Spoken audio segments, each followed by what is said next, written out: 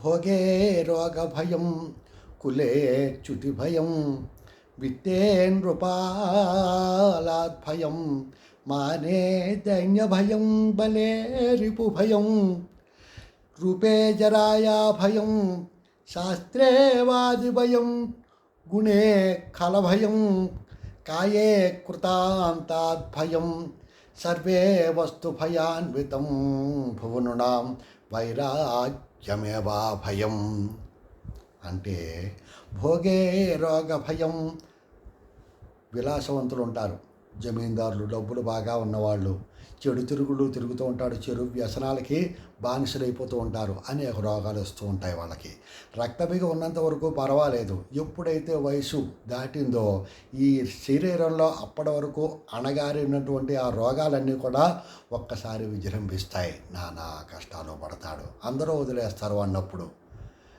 రక్త కన్నీరు నాటకంలో గోపాలం అనే ఒక యువకుడు బాగా డబ్బు ఉన్నవాడు, విదేశీ సంస్కృతికి అలవాటు పడతాడు. వాడు భారతీయ నాగరికత అంటే వాడికి అస్సలే ఇష్టం ఉండదు. వాడికి విదేశాలకు వెళ్ళిపోతాడు, అక్కడ అనేకమైనటువంటి భోగాలు అనుభవిస్తూ ఉంటాడు, చెడు తిరుగుళ్ళు తిరుగుతూ ఉంటాడు, వేశ్యల దగ్గరికి వెడుతూ ఉంటాడు, మంచినీళ్ళలా ఖర్చు పెడుతూ ఉంటాడు డబ్బు.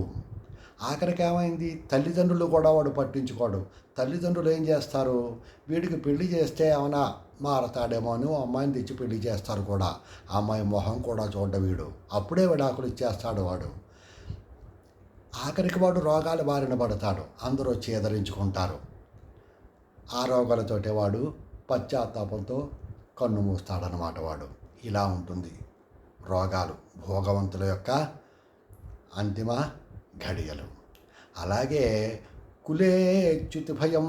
అప్పటి వరకు సదాచార సంపన్నులతోటి గుణవంతులతోటి విరాజిల్లినటువంటి తన కులం ఎక్కడ భ్రష్టత్వం పొందుతుందో అని భయం వేస్తూ ఉంటుంది కొంతమందికి. ఎందుకంటే కాపాడుకోవాలి కదా, కుల గౌరవం అంటారు. ఆ గౌరవాన్ని మనం కాపాడుకుంటూ ఉండాలి. ఎక్కడ ఎవరి వల్ల ఆ కుల భ్రష్టత్వం పొందుతుందో భయం 24 గంటలు కూడా. ఒక్కసారి కుల భ్రష్టత్వం వచ్చిందనుకోండి, అంతే, ఇంకా అది కంటిన్యూ అవుతుంది. అలాగే విత్తే నృపాలాద్భయం. డబ్బు, అధికారులతో భయం. ఎక్కువ ఎకరాలు కొన్నామంటే అదో భయం, బంగారం కొంటే ఇదో భయం, ఇంట్లో పెట్టుకుంటే దొంగల భయం, బ్యాంకుల్లో దాచుకుంటే అధికారులు ట్యాక్సులు ఇవన్నీ కూడా భయం. ఏదో విధంగా డబ్బులన్నీ కూడా పోతాయి, ఆ భయం ఉంటుంది డబ్బు ఉన్న వాళ్ళకి. అలాగే మానే దైన్య భయం. అభిమానధరులు ఉంటారు కొంతమంది, వాళ్ళు ఎక్కడ మాట పడవలసి వస్తుందో, అపకీర్తి వస్తుందో అని భయపడుతూ ఉంటారు. వాళ్ళు సత్యసంధులు అన్నమాట. వాళ్ళు ఎక్కడా కూడా మాట తప్పకుండా మసులుతూ ఉంటారు వాళ్ళు. ఎందుకు అగౌరవం పొందాల్సి వస్తుంది, 10 మందితోటి మాట పడాలంటే వాళ్ళకి సిగ్గుగా ఉంటుందన్నమాట. అలాగే బలేరుపు భయం. బలవంతులు, ఇంకో బలవంతుడు అంటే వీడికి భయం. అలాగే శాస్త్రేవాది భయం. పండితులు, ఇంకో పండితుడంటే వీడికి భయం, ఈ పండితుడంటే వాడికి భయం. ఒకసారి నాస్తికుడికి ఆస్తికుడికి మధ్య పోటీ వచ్చింది. ఆస్తికుడంటే భగవంతుడు ఉన్నాడు, నాస్తికుడంటే భగవంతుడు లేడు. వీళ్ళిద్దరూ కూడా వాదించుకోవడం మొదలెట్టారు. వారం రోజులు గడిచింది, తెమల్దే అందరూ కూడా. ఆఖరికి వాళ్ళు నెగ్గలేదో అన్న తర్వాత విషయం, ఈ ఆస్తికుడు గుళ్ళోకి వెళ్ళాడు తిన్నగా. ఆస్తికుడు అంటే భగవంతుడు ఉన్నాడు అని వాదించిన వాడు. తిన్నగా భగవంతుడి దగ్గరికి వెళ్ళి, ఓ భగవంతుడా, ఇన్నాళ్ళు నువ్వు ఉన్నావు అనుకున్నాను, నేను అర్చనలు చేశాను, పూజలు చేశాను, శతకాలు రాశాను, పద్యాలు రాశాను, కానీ ఈవేళ ఆ నాస్తికుడు భగవంతుడు లేడు అని నిరూపించాడు అని వీడన్నట్ట. ఆ నాస్తికుడు వాడు గుళ్ళోకి వెళ్ళాట. వెళ్ళి, ఓ భగవంతుడా, ఇన్నాళ్ళు నువ్వు లేవనుకున్నాను నేను, అందుకని నీకు నేను ఇన్నాళ్ళు కూడా నా జీవితంలో ఎప్పుడు కూడా గుడికి వెళ్ళలేదు, ప్రసాదం తీసుకోలేదు, తీర్థం తీసుకోలేదు, మా ఇంట్లో కూడా ఎప్పుడు కూడా అగరొత్తు వెలిగించిన పాపాను పోలేదు, నన్ను క్షమించు. ఈవేళ ఆ మహానుభావుడు ఎవరో నువ్వు ఉన్నావని నాకు కనువిప్పు కలిగించాడని వీడన్నట్ట. అలా ఉంటాయి వాదనల మహానుభావులు వాళ్ళు, అంతంత పండితులు అన్నమాట వాళ్ళు. అలాగే వాళ్ళకి ఆ భయాలు ఉంటాయి. గుణే కలభయం. గుణవంతుడు, నిజాయితీపరుడు, చక్కగా వాడు ఉద్యోగం చేసుకుంటూ ఉంటాడు. కుదురుతుందా? ఎవడో ఒకడు దుర్మార్గుడు వస్తాడు, దీని మీద సంతకం పెట్టమంటాడు, పెట్టకపోతే చంపనంటాడు. గుణవంతుడికి ఈ దుర్మార్గుల వల్ల భయం, ఈ దుర్మార్గుల వల్ల భయం వీళ్ళకి. అలాగే రూపే జరాయా భయం, సౌందర్యం, ఇంత అందం, ఈ శరీరం తెల్లగా ఉంది, నేను చాలా అందగాన్ని, లేకపోతే నేను చాలా అందగత్తెని అని.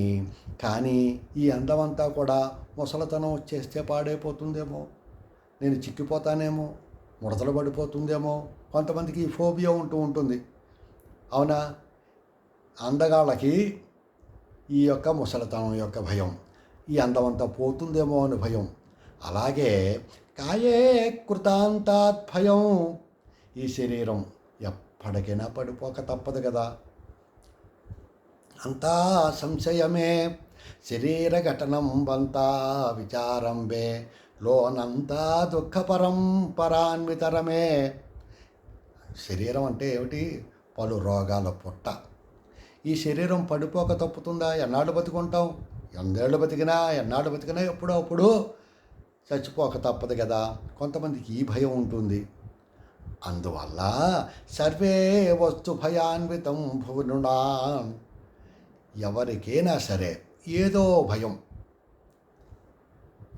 భయం ఉంటుంది ఈ భూలోకంలో. భయం లేని మానవుడంటూ ఉండదు. డబ్బు భయం, పిల్లలు, భార్య అంతా ఇది ఏమైపోతుందో, నా డబ్బు ఏమైపోతుందో, ఇవన్నీ కూడా ఏదో విధంగా భయాలు ఉంటాయి. కానీ ఏ భయం లేనిది ఏమిటి? వైరాగ్యం. వైరాగ్యానికి ఇంకా భయం ఏమిటి? వైరాగ్యం అంటే ఏమిటి? అడవుల్లోకి పోయి కూర్చుని తపస్సు చేయడం అని కాదు. ఏమిటి? ఎన్ని అనుభవించినా, ఎంత సంపాదించినా ఇదేమీ నాది కాదు. తామరాకు మీద నీటి బొట్టులాగా అంటక ముట్టక జీవితాన్ని గడిపేవాడు, పారమార్థిక చింతనతోటి ఉండేవాడు, ఆధ్యాత్మిక చింతనతోటి ఉండేవాడు వైరాగ్యవంతుడనమాట. వాడికి ఇంకా భయం ఏమిటి? వాడు ఎప్పుడైతే ఓహో ఇంకా టైం అయిపోయింది అనుకున్నాడు అనుకోండి, వెంటనే అన్నీ వదిలేయాలి. శుభ్రంగా ఇదివరకు అందుకునే వానప్రస్థానికి వెళ్ళిపోయేవారు. ఇవన్నీ కూడా, ఈ కోరికలన్నీ కూడా చంపేసుకుని, ఇంకా ఇది నాది, నా మనవడు, నా తల్లి, నా భార్య, ఇది ఏమీ లేదు, ఇంకా అన్నీ వదిలేసుకోవాలి. దాన్నే వైరాగ్యం. ఆ వైరాగ్యమైనటువంటి భావన ఎప్పుడైతే వచ్చిందో మనసుకి ఏ భయము లేదు ఇంకా. ఎందుకంటే ఏది నాది కాదు, ఏది పోయినా నాకు సంబంధం లేదు, ఏది ఉన్నా నాకు సంబంధం లేదు అనేటువంటి చింతలతో ఉంటాడు. కాబట్టి ఆ వైరాగ్యంకి ఏ భయము లేదని ఈ శ్లోకం మనకి చెప్తోందన్నమాట.